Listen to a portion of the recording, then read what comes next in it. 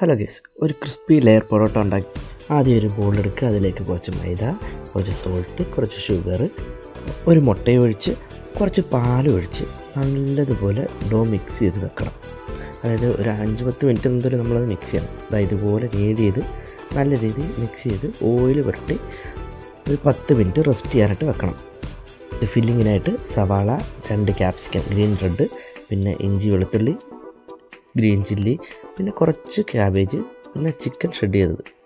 എന്നിട്ടൊരു പാൻ എടുത്ത് അതിലേക്ക് ഓയിലൊഴിച്ച് ഉള്ളി ഇട്ട് നല്ലതുപോലെ സോട്ട് ചെയ്തിട്ട് ക്യാപ്സിക്കം 2 ക്യാപ്സിക്കം ഇട്ട് ഇഞ്ചി വെളുത്തുള്ളി ഗ്രീൻ ചില്ലി ഇത് മൊത്തം ഇട്ട് നല്ല രീതിയിൽ സോട്ട് ചെയ്യണം.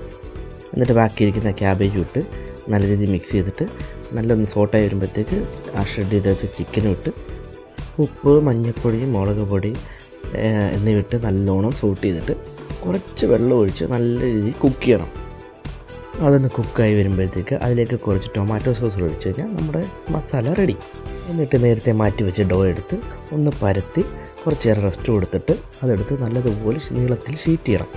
നീളത്തിൽ ഷീറ്റ് ചെയ്ത് വരഞ്ഞ് നമ്മൾ നൂല് മാതിരി വരഞ്ഞ് നമ്മൾ റോൾ ചെയ്ത് പൊറോട്ടയ്ക്ക് റോൾ ചെയ്ത് റോൾ ചെയ്ത് മാറ്റി വെക്കണം. എന്നിട്ട് അതെടുത്ത് ആ ഓയിലിലേക്കിട്ട് നല്ല ഡീപ് ഫ്രൈ ചെയ്തിട്ട് നമ്മൾ നേരത്തെ ആക്കിയ മസാലയും കൂടെ ഇട്ട് കഴിച്ച് നോക്കണം.